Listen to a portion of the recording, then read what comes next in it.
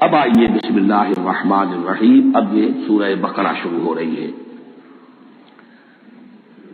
سورۃ البقرہ جو 286 آیات پر مشتمل ہے، تقریباً 2.5 پاروں پر پھیلی ہوئی ہے.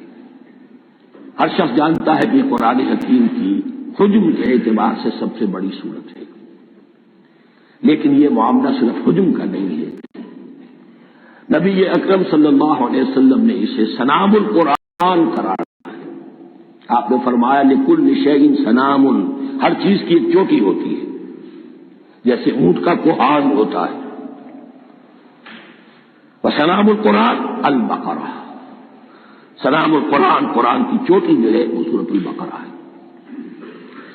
یہ نوٹ کر لیجیے جو میں نے کل آپ کو جو مختلف مکی اور مدنی صورتوں کے گروپوں کے بارے میں بتایا تھا کہ یہاں سے اب پہلی منزل بھی شروع ہو رہی ہے اور پہلا گروپ بھی شروع ہو رہا ہے.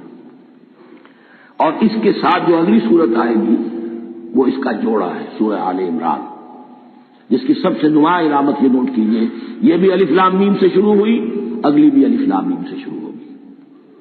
اس کے بعد 2 صورتیں مدنی اور ہیں، لیکن ان دونوں میں نہ حروف مقطعات ہے نہ کوئی اور تمہیدی کلام ہے.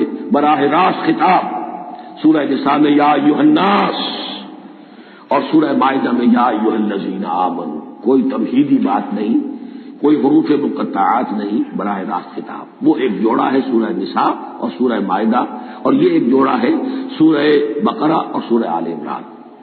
سورہ بقرہ اور سورہ آل عمران کو نبی اکرم صلی اللہ علیہ وسلم نے الزہراوین بھی قرار دیا ہے. زہرا کہتے ہیں بڑی روشن چیز کو. یہ حضرت فاطمہ رضی اللہ تعالی عنہا کے نام کے ساتھ آتا ہے، فاطمہ الزہراء. تو زہرا بہت روشن، دمکتی ہوئی شے. الزہراوین یہ 2 نہایت دمکتی ہوئی صورتیں ہیں جو قیامت کے دن 2 بدلیوں کی شکل میں ظاہر ہوں گی. حضور نے فرمایا اور جو لوگ ان صورتوں سے محبت کرتے تھے ان پر سایہ کریں گے. اللہم ربنا اجعلنا منہم، ہمیں اللہ تعالیٰ ان میں شامل فرما دے. اس سورہ مبارکہ کو 2 حصوں میں تقسیم سمجھیے. ویسے تو یہ کہ رکوع آئیں گے، پارے بھی بدلیں گے اس میں، لیکن حصے 2 ہیں. پہلے حصے میں اصل روح سخن سابقہ امت مسلمہ سے ہے، یہود سے، بنی اسرائیل سے. دوسرے حصے میں اصل خطاب موجودہ امت مسلمہ سے ہے، امت محمد سے صلی اللہ علیہ وسلم. پہلے حصے میں 18 رکوع ہیں لیکن آیات 152 ہیں. دوسرے حصے میں 22 رکوع ہیں لیکن آیات 134 ہیں. گویا کہ اس سے آپ کو توازن نظر آئے گا کہ اگرچہ ادھر رکوعوں کی تعداد کم ہے 18، لیکن آیات کی تعداد زیادہ ہے 152. دوسرے حصے میں رکوعوں کی تعداد زیادہ ہے 22، لیکن آیات کی تعداد 134. اسی لیے اس کا ایک نام میں نے تجویز کیا ہے، وہ اس لیے تاکہ کچھ حقائق آپ کے ذہنوں میں ان ناموں کے حوالے سے بھی انشاءاللہ محفوظ ہو جائیں گے. سورۃ الامتین، 2 امتوں کی سورت، اس لیے کہ تقریباً نصف اس کی ساری بحث جو ہے، مرکزی بحث، وہ سابقہ امت مسلمہ بنی اسرائیل، اور دوسرا نصف اس میں سارا خطاب وہ ہے موجودہ امت مسلمہ یعنی امت محمد صلی اللہ علیہ وسلم. اس کا جو پہلے 18 رکوع ہے یا پہلا حصہ ہے، اس کے اندر ڈویژن فردر ہوگی ورٹیکل، عمودی. پہلے 4 رکوع، پھر 10 رکوع، پھر 4 رکوع. لیکن جو 22 رکوع ہے دوسرے حصے کے، دوسرے نصف کے، اس میں ڈویژن جو ہے جو ہاریزونٹل ہے، وہ افقی تقسیم ہے، عمودی نہیں، افقی. وہ میں بعد میں بیان کروں گا جب ہم وہاں پہنچ جائیں گے. ان کو پہلے سمجھ لیجئے کہ اس پہلے حصے کی جو تقسیم میں نے کی ہے، پہلے 4 رکوع، پھر 10 رکوع اور پھر 4 رکوع. پہلے 4 رکوع یوں سمجھیے کہ پورے قرآن مجید کے لیے اس کی حکمت اور فلسفے کا جو حصہ مکی قرآن میں بیان ہو چکا تھا اس کا خلاصہ ہے. جب یہ سورت نازل ہو رہی ہے تو یہ تو مدینے میں حضور تشریف لا چکے ہیں، 12-13 سال جو ہے گزر چکے ہیں. اور ان 12-13 سالوں کے دوران 2/3 قرآن نازل ہو چکا ہے۔ اس میں جو بھی حکمت، فلسفہ اور بنیادی دعوت، یہ جو چیزیں مکی قرآن میں بیان ہوئی، ان کا خلاصہ نچوڑ نکال کر یہاں 4 رکوعوں میں رکھ دیا گیا۔ اگرچہ ان میں بھی جب گہرائی میں آپ دیکھیں گے تو روح سکون جو ہے وہ بنی اسرائیل کی طرف ہے، وہ میں بعد میں عرض کروں گا، لیکن اضافی طور پر یہ سمجھ لیجئے کہ پورے مکی قرآن کے حکمت اور پیغام کا خلاصہ ان 4 رکوعوں میں۔ پھر 10 رکوع ہیں جن میں براہ راست خطاب ہے سابقہ امت مسلمہ، یا بنی اسرائیل۔ اس کے بھی 2 حصے ہیں۔ پہلے ایک رکوع میں دعوت ہے، بڑا انداز اس کا بڑا پیارا ہے، اس میں دعوت ہے، ایمان لاؤ محمد پر صلی اللہ علیہ وسلم۔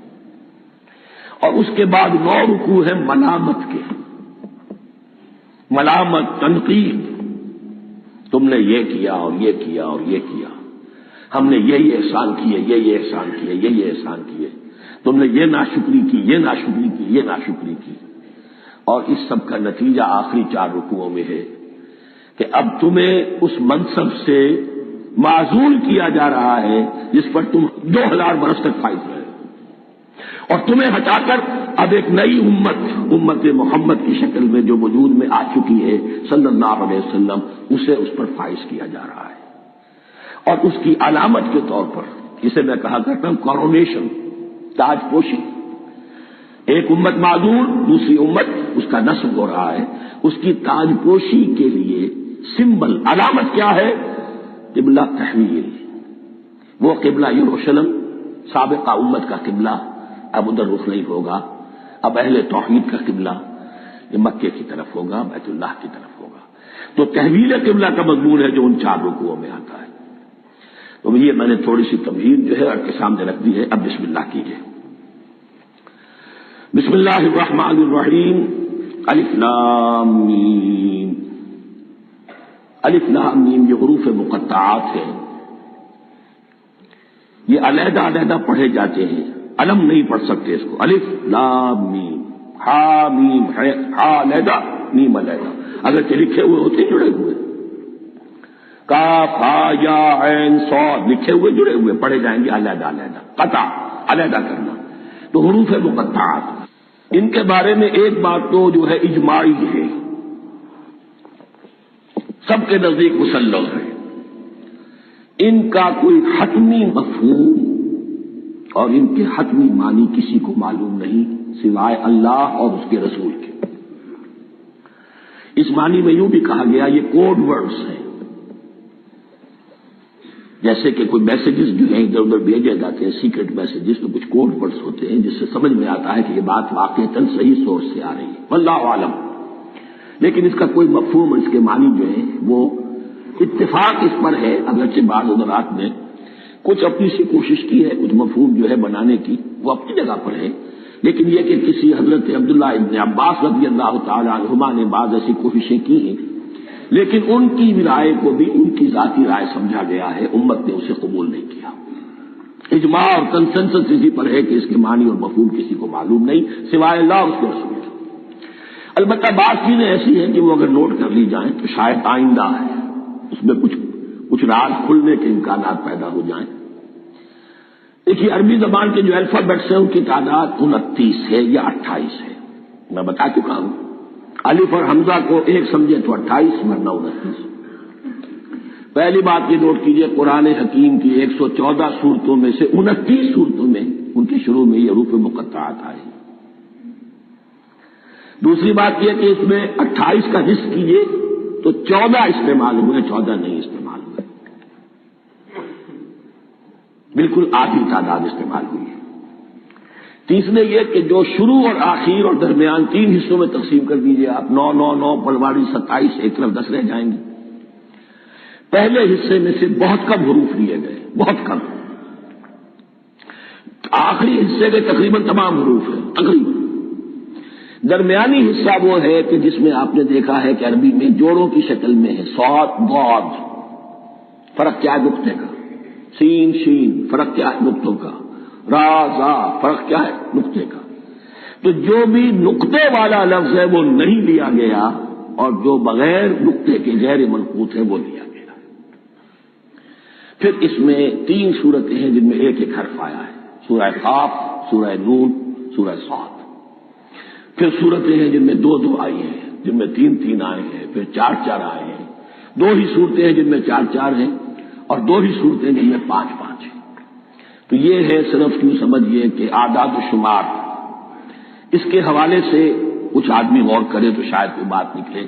باقی وہ مثال میں آپ کو بتا دیتا ہوں کہ حضرت عبداللہ ابن عباس نے ایک رائے ظاہر کی کہ الف لام میم در حقیقت ایک جملے کا خلاصہ ہے۔ انا اللہ اعلم، پہلا لفظ انا، اس کا الف لے لیا، درمیانی لفظ اللہ، اس کا درمیانی لام لے لیا، تیسرا لفظ اعلم، یہ آخری لفظ ہے، آخری حرف میم لے لیا۔ انا اللہ اعلم، میں اللہ جانتا ہوں، واللہ اعلم، واقعتاً اللہ ہی جانتا ہے۔ یہ حضرت عبداللہ ابن عباس کی رائے ہے، لیکن اگرچہ انہیں حبر الامت مانا گیا ہے، لیکن یہ کہ ان کی اس رائے کو بھی اکثر و بیشتر مفسرین نے قبول نہیں کیا۔ اب جو پہلے 2 رکوع ہیں اس سورہ بقرہ کے، ان کے بارے میں تعویل عام اور تعویل خاص کا ایک بڑا بنیادی فرق ہے جو نوٹ کر لینا چاہیے۔ جس وقت یہ سورت نازل ہو رہی ہے، میں عرض کر چکا ہوں کہ 12 سال ہو چکے تھے حضور کو اپنا فریضہ نبوت و رسالت ادا کرتے ہوئے۔ ایک جماعت اچھی بھلی تیار ہو چکی تھی جنہوں نے حضور کی دعوت پر لبیک کہا، ایمان لائے اور آپ کی تعلیمات پر عمل کیا۔ وہ ایک گروہ موجود تھا، یہ ابو بکر ہے، یہ عمر ہے، یہ عثمان ہے، یہ طلحہ ہے، یہ زبیر ہے، یہ عبد الرحمن ابن عوف ہے، یہ مصعب بن عمیر ہے، دیکھ لو۔ اور ایک گروہ وہ تھا کہ جو حق کو جان کر پہچان کر محض اپنی ضد اور ہمدردی کی باعث وہ کفر پر آ گیا تھا۔ اور اب ایک تیسرا گروہ پیدا ہو رہا تھا مدینے میں آ کر، وہ ابھی ایمبریونک سٹیج میں ہے کہ جو داعی ہے، مدعی ہے کہ ہم مانتے ہیں لیکن حقیقت میں نہیں مانتے۔ یہ 3 قسم کے گروہ دنیا میں ہمیشہ پائے جائیں گے، ہمیشہ۔ اب اسے میں اس کو لا رہا ہوں تعویل عام کی طرف۔ جب بھی کبھی کوئی دعوت اٹھے گی انقلابی، ایک ہوتا وعظ و نصیحت، ٹھیک ہے، جس نے بھی فائدہ اٹھایا اٹھا لیا۔ ایک ہوتی ہے دعوت انقلابی، وہ انقلابی دعوت کا ہدف ہوتا ہے نظام کو بدلنا۔ نظام بدلتا ہے تو ظاہر بات ہے کہ جو لوگ اس نظام میں جن کے ویسٹڈ انٹرسٹ ہیں اور جن کو پریولیجز حاصل ہیں، جن کے مفادات ہیں، وہ تو لازماً اپنے نظام کا تحفظ کریں گے۔ ٹکراؤ ہوگا، تصادم ہوگا، تصادم میں جانی نقصان بھی ہوگا، مالی نقصان بھی ہوگا۔ یہ گویا کہ کسی انقلابی دعوت کے لوازم ہیں۔ اگر یہ شے نہ ہو تو دعوت انقلابی ہے ہی نہیں۔ اس اعتبار سے ہر انقلابی دعوت کے جواب میں 3 طبقے پیدا ہو جاتے ہیں۔ ایک وہ کہ جو اس دعوت کو قبول کرتے ہیں دیانت کے ساتھ، خلوص کے ساتھ، اخلاص کے ساتھ، اور پھر پوری جواں مردی کا ثبوت دیتے ہیں، ہر کے بعد آباد، اب جو آئے سو آئے، جان دینی پڑے حاضر ہے، مال دینا پڑے حاضر ہے، کوئی تکلیف آئے، کوئی مشقت آئے، کوئی مصیبت آئے، کوئی قربانی کرے حاضر۔ جب پکارا گیا واپس نہیں پھیرا کوئی فرمان جنوں کا، اور تنہا نہیں لوٹی کبھی آواز جرس کی۔ خیریت جا راحت تن صحت داما، سب بھول گئی مصلحت اہل ہوس کی۔ ایک وہ لوگ ہوتے ہیں کہ جو اڑ جاتے ہیں ضد پر، ہٹ درمی پر، ماننے کے باوجود، جاننے کے باوجود کہ بات تو ٹھیک ہے جو کہہ رہے ہیں، کیسے مان لیں؟ ہماری سیادت، ہماری چودراہٹ، ہمارے مفادات، ہمارے یہ ساری چیزیں ان سب کے اوپر زد پڑ رہی ہے۔ یہ لوگ اڑ جاتے ہیں، اور پھر کوئی دعوت، کوئی نصیحت، کوئی مزید افہام و تفہیم ان کے حق میں مفید نہیں ہوتی۔ اس لیے کہ صحیح بات ہے جو کہتے ہیں کہ سوتے کو تو جگایا جا سکتا ہے، جاگتے کو کیسے جگائیں؟ کوئی سویا ہوا ہے تو آپ کو جگا دیں گے، جو جاگا ہوا ہے لیکن وہ بنا ہوا ہے، وہ اٹھنے کو تیار ہی نہیں ہے، تو آپ کیسے اٹھا دیں گے اس کو؟ تو جو لوگ جان بوجھ کر حق کو پہچان کر رد کر دیتے ہیں، پھر ان کے حق میں کوئی دعوت، کوئی نصیحت، کوئی تبلیغ، کوئی انذار، کوئی تبشیر مفید نہیں ہے۔ تیسرا درجہ ایسے لوگوں کا ہوتا ہے جو یا تو شروع میں آتے ہی شرارت کے ارادے سے، کوئی مصلحت ہے جس کی وجہ سے اس دعوت کو قبول کر لیا، کوئی ذاتی منفعت ہے جس کے لیے قبول کر لیا، یا یہ کہ شروع میں تو اخلاص کے ساتھ آتے ہیں لیکن جب قربانی دینے کا وقت آتا ہے تو ان کے اندر سیرت و کردار کی وہ مضبوطی نہیں ہوتی کہ ہر شباد آباد، یہ نہیں ہوتی، وہ پھر ڈگمگاتے رہتے ہیں، کبھی کچھ چلے پھر کہیں چھٹک کر رہ گئے، پھر کہیں کچھ چلے پھر چھٹک کر رہ گئے۔ یہ تیسرا طبقہ ہے کہ جو کہتا ہے دعوی مدعی ہے کہ ہم نے مانا ہے، قبول کیا ہے، بات ٹھیک ہے، کچھ تھوڑا بہت چلتے بھی، لیکن جہاں مشکل آئی چھٹک کر کھڑے ہو گئے، عہدے منہ گر پڑے۔ یہ تیسرا طبقہ ہے۔ اس کے لیے لفظ ہمارے ہاں منافقین بھی ہے، لیکن اس رکوع میں آ کر ابھی ان 4 رکوعوں میں نہیں بلکہ سورہ بقرہ میں مکمل میں بھی کہیں نفاق کا لفظ نہیں آیا ہے، اس لیے کہ اسے مرض سے تعبیر کیا گیا ہے۔ یہ مرض ہے ایک، اور اس مرض کے ذریعے سے لوگوں کے اندر جو ہے وہ ایک نفاق کا بیج پڑ رہا ہے جو ظاہر ہوگا کہ منافقت پوری کی پوری کھل کر سامنے آ جائے گی۔ روگ ہے انسانی شخصیت کا، اس حوالے سے وہ تیسری، اور یہ چونکہ اہم ترین حصہ تھا اور یہ مرض اب شروع ہو رہا تھا، مدینے میں، مکے میں نہیں تھا، لہذا زیادہ تفصیل سے اس کے بارے میں گفتگو ہوئی۔ اعوذ باللہ من الشیطان الرجیم، بسم اللہ الرحمن الرحیم، الف لام میم، ذالک الکتاب لا ریب فیہ، صدق اللہ العظیم۔ الف لام میم حروف مقطعات ہیں جن کے بارے میں عرض کر چکا ہوں۔ ذالک الکتاب لا ریب فیہ، یہ وہ کتاب ہے اس میں کوئی شک نہیں۔ الکتاب اس لیے کہا گیا ہے کہ قرآن مجید کی پیشین گوئیاں اور خوشخبریاں سابقہ کتابوں میں موجود تھیں، اور چونکہ اس سورہ مبارکہ میں اصل خطاب کا رخ جو ہے وہ ہے سابقہ امت مسلمہ کی طرف، تو ذالک کتاب نہیں کہا گیا، ذالک کتاب لا ریب فیہ نہیں، ذالک الکتاب یہ وہ کتاب ہے، کتاب موعود ہے جس کی پیشن گوئیاں تورات اور انجیل میں موجود تھی۔ لا ریب فیہ، اس میں کوئی شک نہیں،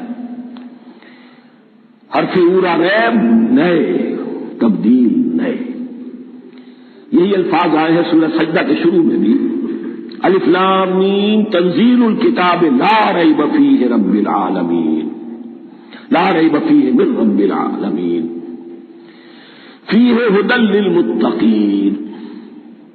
فیہ دونوں طرف مل سکتا ہے، لا ریب فیہ اسے معانقہ کہتے ہیں، لا ریب فیہ پڑھیں گے تو ھدی سے شروع کر دیں گے، لا ریب پر ختم کر دیں گے تو فیہ ھدی للمتقین، یہ دونوں معنی درست ہوں گے۔ آپ کو مل جائے گا جو قرآن شریف لے کر بیٹھے ہوئے ہیں کہ حاشیے میں معانقہ نمبر 1 لکھا ہوا ہے، معانقہ عند المتاخرین۔ ھدی للمتقین یہ ہدایت ہے، رہنمائی ہے اہل تقویٰ جو بچنا چاہیں۔ تقویٰ کا اصل مفہوم سمجھ لیجئے، بقا یقین، کسی کو بچانا، تقویٰ خود بچنا۔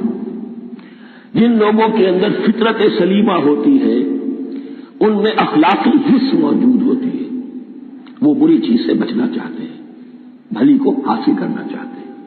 وہ لوگ ہیں کہ جو گویا کہ اس قرآن کا اصل مخاطب ہے، وہی اس سے استفادہ کر سکیں گے۔ الذین یؤمنون بالغیب، اب ان کے کچھ اوصاف، یہ اصل میں بہت زیادہ واضح ہوتا ہے تعویل خاص کے اعتبار سے کہ دیکھ لو درخت کو اپنے پھل سے پہچانتے ہیں، اس قرآن کے پھل موجود ہیں نا، یہ ابو بکر اور عمر اور عثمان اور علی کون ہیں؟ یہ جو مہاجرین آئے ہیں چل کر، مدینے والوں دیکھو یہ کون ہیں، ان کی شخصیتیں کیا ہیں، ان کا کردار کیا ہے، ان کا اوصاف کیا ہے، یہ کس درخت کے پھل ہیں، یہ اس بینہ کے پھل ہیں، یہ اس ذکرہ کے پھل ہیں۔ بینہ رسول من اللہ یتلو صحفا مطہرۃ فیہا کتب قیمہ، یہ اس شجرہ مبارکہ کے پھل ہیں، دیکھ لو ان کے کیا شب و روز ہے۔ الذین یؤمنون بالغیب، جو غیب پر ایمان رکھتے ہیں۔ تعویل عام کے اعتبار سے اس کا بہت اہم مفہوم ہوگا، جو یہ طے کر لے کہ سوائے مادے کی دنیا کے مجھے اس سے آگے جانا ہی نہیں، unless I can verify۔ آپ کو معلوم ہے کہ میٹیریل جو حقائق ہے وہ تو آپ ویریفائی کر سکتے ہیں، آنکھ سے دیکھ سکتے ہیں، کان سے سن سکتے ہیں، ویریفائڈ ہے۔ جو یہ سمجھ لے گا کہ اس کے بیونڈ کچھ نہیں ہے، اس کے لیے قرآن میں کوئی ہدایت نہیں۔ ہدایت قرآنی کا نقطہ آغاز یہ ہے کہ انسان یہ سمجھ لے کہ جو اصل حقیقت ہے وہ مستور ہے، نگاہوں سے چھپی ہوئی ہے۔ سامنے جو کچھ نظر آ رہا ہے، ایک انگلستان کے بہت بڑے فلسفی کی کتاب کا عنوان ہے appearance and reality, reality and appearance, Bradley کی کتاب۔ اپیئرنس جو کچھ نظر آ رہا ہے یہ حقیقت نہیں، حقیقت اس کے پیچھے ہے۔ اور کنفیوشس کا ایک جملہ ہے جو بہت بڑا حکیم اور فلسفی تھا، چین کا بہت بڑا حکیم اور فلسفی، اور ہو سکتا ہے کہ نبی ہو، واللہ عالم، ہم کہہ نہیں سکتے۔ اس کی تعلیم بڑی اخلاقی تعلیم ہے، اور اس کا جملہ سنیے، یہ یؤمنون بالغیب کی اس سے زیادہ صحیح تصریح ممکن نہیں۔ There are certain things, there's nothing more real than what cannot be seen, and there's nothing more certain than what cannot be heard. وہ حقائق جو آنکھوں سے نہیں دیکھے جا سکتے اور کانوں سے نہیں سنے جا سکتے، ان سے زیادہ یقینی اور واقعی حقائق اور کوئی نہیں۔